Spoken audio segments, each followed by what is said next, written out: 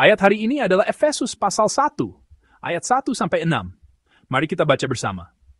Dari Paulus, Rasul Kristus Yesus oleh kehendak Allah, kepada orang-orang kudus di Efesus, orang-orang percaya dalam Kristus Yesus, kasih karunia dan damai sejahtera dari Allah, Bapa kita dan dari Tuhan Yesus Kristus menyertai kamu. Terpujilah Allah dan Bapa Tuhan kita Yesus Kristus, yang dalam Kristus telah mengaruniakan kepada kita segala berkat rohani di dalam sorga. Sebab di dalam Dia Allah telah memilih kita sebelum dunia dijadikan, supaya kita kudus dan tak bercacat di hadapannya. Dalam kasih, Ia telah menentukan kita dari semula oleh Yesus Kristus untuk menjadi anak-anak-Nya, sesuai dengan kerelaan kehendak-Nya, supaya terpujilah kasih karunia-Nya yang mulia, yang dikaruniakannya kepada kita dalam Dia yang dikasihinya. Amin. Saya akan menyampaikan firman Tuhan dengan judul, Segala Berkat Rohani di Sorga. Mulai hari ini, kita akan merenungkan surat Efesus. Surat Efesus termasuk dalam surat-surat Paulus yang ditulis pada periode akhir pelayanannya. Dan seperti yang Anda ketahui, surat ini digolongkan sebagai salah satu surat penjara.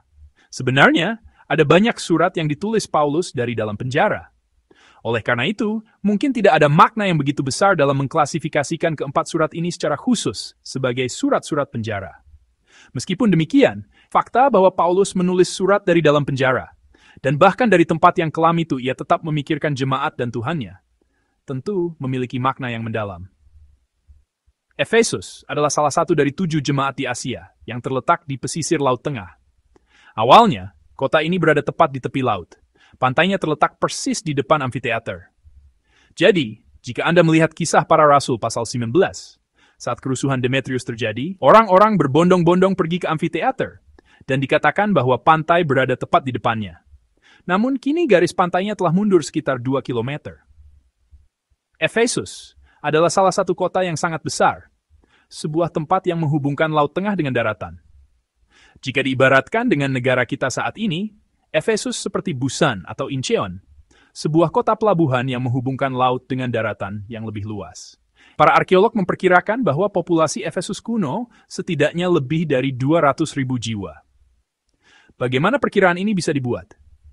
Biasanya, para arkeolog memperkirakan populasi sebuah kota berdasarkan kapasitas amfiteaternya, yaitu jumlah orang yang bisa berkumpul di sana pada satu waktu.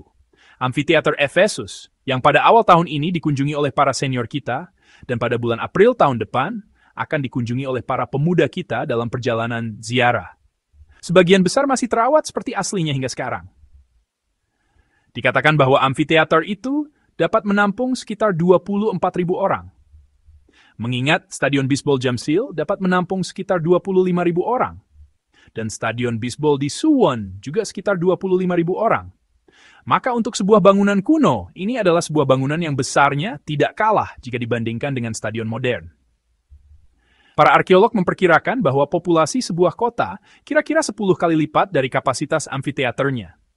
Karena amfiteater itu dapat menampung sekitar 24.000 orang, jika dikalikan 10, maka populasi kota itu dapat diperkirakan sekitar 240.000 jiwa. Ini adalah perkiraan minimum, dan beberapa akademisi memperkirakan bahwa populasinya mungkin mencapai 500.000 jiwa. Pada masa itu, Roma berpenduduk sekitar 1 juta orang, dan Alexandria sekitar 500.000 orang. Jadi, Efesus adalah salah satu kota terkemuka di dunia. Bagi saya, Efesus adalah tempat yang begitu mengesankan, sehingga jika diminta untuk menggambarkannya sekarang pun, saya masih bisa melakukannya. Jalan yang menurun dari atas bukit, perpustakaan, amfiteater. Itu adalah kota tempat Paulus tinggal selama 3 tahun untuk memberitakan Injil dan menulis Alkitab, sebuah tempat yang meninggalkan kesan mendalam bagi saya.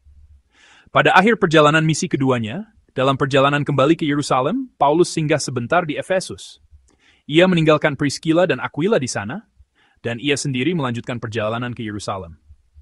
Kemudian, pada perjalanan misi ketiganya, tidak berlebihan jika dikatakan bahwa perjalanan misi ketiga dimulai dan diakhiri di Efesus, karena ia menetap di sana untuk waktu yang lama, sekitar 3 tahun, dan menulis beberapa surat. Menetap untuk waktu yang lama seperti ini adalah hal yang tidak biasa dalam perjalanan misi Paulus, dan ini menunjukkan bahwa pelayanannya di Efesus sangatlah aktif. Surat Efesus memiliki beberapa perbedaan dengan surat-surat Paulus lainnya. Sebagian besar surat ditulis untuk mengatasi masalah-masalah tertentu yang terjadi di sebuah gereja, berdasarkan berita yang ia dengar dari jemaat itu. Namun, surat Efesus tidak mencatat masalah-masalah khusus dari jemaat Efesus. Jadi, kita dapat melihat bahwa surat Efesus tidak ditulis karena masalah tertentu, melainkan untuk menjelaskan tema-tema universal, misalnya tentang keselamatan sebagai anugerah oleh kasih karunia, dan tentang komunitas Allah yang terdiri dari orang-orang percaya yang telah diselamatkan. Singkatnya, ini adalah surat yang menjelaskan doktrin gereja yang didasarkan pada doktrin keselamatan. Perikop hari ini terdiri dari salam pembuka surat dan pujian kepada Allah. Namun bagian awal ini mengandung banyak sekali kata kunci yang sangat penting dari teologi Paulus dan Injil Allah. Di antara kata-kata tersebut, yang paling menonjol di awal surat ini adalah Kristus, Yesus Kristus. Di setiap ayat yang kita baca hari ini, kecuali ayat 6, nama Yesus Kristus muncul setidaknya 1 kali. Pertama, identitas pengirim dan penerima surat sama-sama didefinisikan melalui Yesus Kristus. Mari kita baca ayat 1 bersama-sama. Dari Paulus, Rasul Kristus Yesus oleh kehendak Allah, kepada orang-orang kudus di Efesus, orang-orang percaya dalam Kristus Yesus. Amin. Pengirim surat ini tentu saja adalah Paulus. Siapakah Paulus? Ia adalah seorang yang menjadi Rasul Kristus Yesus oleh kehendak Allah. Kata Rasul berasal dari kata apostolos, yang berarti yang diutus. Oleh siapa ia diutus? Ia diutus oleh Yesus Kristus. Jadi, Rasul Paulus, sang pengirim surat, digambarkan sebagai Rasul Kristus, seseorang yang diutus oleh Kristus. Penetapan sebagai seorang pelayan bukanlah sesuatu yang terjadi karena kehendak manusia. Meskipun seseorang ingin berdiri atau ingin ditetapkan, hal itu tidak terjadi karena kehendak manusia. Pelayan ditetapkan oleh Allah. Oleh karena itu, para pelayan harus melakukan pekerjaan Allah, bukan pekerjaan manusia. Terkadang, pekerjaan ini bisa terasa sulit, atau bahkan merugikan secara pribadi. Tetapi jika itu adalah pekerjaan yang diperintahkan Allah, maka melakukannya adalah tugas seorang pelayan. Seorang pelayan tidak menimbang-nimbang untung rugi duniawi, melainkan mendasarkan tindakannya pada satu standar. Apakah ini diperintahkan oleh Allah dan sesuai dengan kehendaknya? Gereja menjadi sekuler karena gagal membedakan hal ini. Gereja menjadi semakin duniawi karena tidak dapat membedakan antara kepentingan pribadi dan kehendak Allah. Pelayan Tuhan bukanlah seorang pebisnis. Mereka adalah orang yang melakukan pelayanan rohani, pekerjaan Allah. Oleh karena itu, bahkan kematian pun harus siap mereka hadapi, jika itu adalah pekerjaan Allah. Para penerima surat juga digambarkan melalui Yesus Kristus. Mereka disebut sebagai orang-orang kudus di Efesus, dan dijelaskan sebagai orang-orang percaya dalam Kristus Yesus. Para penerima surat ini adalah orang-orang yang setia di dalam Kristus Yesus. Jadi penerima surat ini juga adalah kita, karena kita juga adalah orang-orang yang setia, orang-orang beriman di dalam Kristus. Dengan demikian, Paulus terus-menerus menekankan Kristus. Surat Efesus ini adalah surat yang dikirim oleh seorang rasul yang diutus oleh Yesus Kristus kepada orang-orang yang setia di dalam Yesus Kristus. Hal ini juga terungkap dengan jelas dalam pujian yang dicatat mulai dari ayat 3. Dari ayat 3 sampai ayat 6, terdapat banyak sekali ungkapan penting yang sangat berharga. Di ayat 3, ada ungkapan segala berkat rohani di sorga. Di ayat 4, terdapat kata memilih. Di ayat 5, terdapat kata menentukan dari semula, atau predestinasi. Dan di ayat 6, ada ungkapan yang begitu berharga dan penting, yaitu kasih karunia-Nya yang mulia, yang dikaruniakannya kepada kita. Secara singkat, berkat rohani di ayat 3 adalah apa yang Allah berikan kepada kita. Pribadi yang menganugerahkan berkat ini adalah Allah, Bapa dari Tuhan kita Yesus Kristus, yang juga adalah Bapa kita. Berkat itu adalah segala berkat rohani di sorga, dan berkat ini hanya dapat dinikmati oleh mereka yang ada di dalam Yesus Kristus. Oleh karena itu, berkat ini berbeda tingkatannya dengan berkat duniawi. Berkat yang dunia berikan hanyalah kegembiraan dan kesenangan sesaat. Berkat seperti itu adalah berkat yang membuat kita terus-menerus merasa haus. Sehingga pada akhirnya, itu bukan lagi menjadi berkat, melainkan kutuk. Namun, berkat dari sorga berbeda. Berkat ini kekal dan memberikan kita kepuasan abadi yang tidak dapat diberikan oleh dunia. Hanya dengan berada di dalam Kristus Yesus, kita dapat menikmati berkat ini. Sebab Allah bukanlah pribadi yang menahan-nahan berkat-Nya, yang menguji atau mempertanyakan kelayakan kita. Sebaliknya, Dia adalah Allah yang rindu untuk memberi, yang mencari setiap kesempatan untuk melimpahkan berkat ini kepada kita. Pemberiannya itu juga muncul di ayat 6. Mari kita baca ayat 6 bersama-sama. Supaya terpujilah kasih karunia-Nya yang mulia, yang dikaruniakannya kepada kita di dalam Dia, yang dikasihinya. Amin. Di sini tercatat satu lagi pemberian. Allah adalah pribadi yang memberikan kita kemuliaan kasih karunia-Nya. Namun Paulus mengungkapkan bahwa kemuliaan itu diberikan secara cuma-cuma. Dalam bahasa aslinya, ini ditulis dengan cara yang sedikit rumit, tetapi yang jelas adalah ini diterima bukan dengan membayar harga, melainkan sebagai anugerah, yaitu diterima tanpa imbalan dan tanpa syarat apapun. Itu diberikan cuma-cuma. Allah tidak menanyakan syarat atau kualifikasi apapun kepada kita. Asalkan kita berada di dalam Kristus, asalkan kita tinggal di dalam iman itu, maka Allah akan membawa kita ke tempat yang mulia, kepada dirinya sendiri. Pemilihan yang muncul di ayat 4 juga demikian. Kapan Allah memilih kita?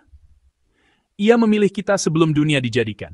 Ungkapan sebelum dunia dijadikan berarti bahwa Allah memilih kita bahkan sebelum kita dilahirkan, sebelum kita beraktivitas, sebelum kita melakukan pekerjaan apapun, dan sebelum Ia dapat menilai, anak ini baik atau tidak. Allah tidak memilih kita setelah memeriksa apakah ada syarat yang layak untuk dipilih dalam diri kita, lalu memilih kita karena kita memenuhi syarat itu. Sebaliknya, Ia memilih kita bahkan sebelum itu, ketika tidak ada apa-apa, seolah-olah Allah memilih kita dengan mata tertutup. Di mana letak syarat itu? Di ayat 4 dikatakan, di dalam Dia sebelum dunia dijadikan. Berada di dalam Kristus adalah satu-satunya syarat dari pemilihan ini. Kasih karunia inilah yang sedang kita nikmati saat ini. Penentuan dari semula di ayat 5 juga berada dalam konteks yang sama.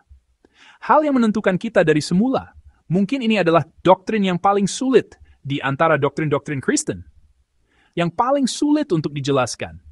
Dijelaskan bahwa penentuan itu terjadi bukan karena ada sesuatu dalam diri kita yang layak menerima anugerah penentuan itu, melainkan semata-mata karena Kristus, semata-mata karena kerelaan kehendak Allah. Itu terjadi semata-mata melalui Yesus Kristus. Inilah yang harus kita ingat tentang predestinasi. Doktrin ini bukanlah tentang bagaimana masa depan telah ditentukan, atau bahwa jika telah ditentukan, maka apapun yang kita lakukan pada akhirnya akan terjadi sesuai kehendak Allah.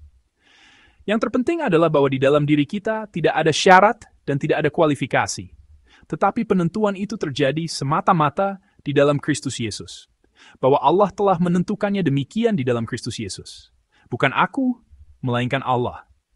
Inilah yang harus ditemukan dalam doktrin predestinasi. Bukan aku, melainkan Allah. Bukan aku, melainkan Yesus Kristus. Saudara-saudari yang terkasih, dalam pendahuluan surat Efesus ini, kita diarahkan untuk berfokus pada Yesus Kristus. Di dalam Yesus Kristus ada segala berkat rohani di sorga. Di dalam Yesus Kristus ada satu-satunya alasan mengapa kita dipilih. Dan melalui Yesus Kristus kita menikmati anugerah menjadi anak-anak Allah yang telah ditentukannya dari semula. Saya berdoa dalam nama Tuhan agar hari ini menjadi hari di mana Anda senantiasa tinggal di dalam Yesus Kristus. Biarlah hari Anda dimulai dan diakhiri bersamanya. Sebuah hari yang berpusat hanya pada Yesus Kristus. Hari ini adalah hari yang Allah berikan secara cuma-cuma melalui kasih karunia-Nya. Ini bukanlah waktu yang kita peroleh, karena kita memiliki kualifikasi tertentu. Di sepanjang waktu yang baru ini, yang dianugerahkan secara cuma-cuma, saya berdoa dalam nama Tuhan agar Anda dapat menikmati sepenuhnya kasih karunia Allah yang senantiasa rindu untuk memberi, yang melimpahkan segala berkat rohani di sorga.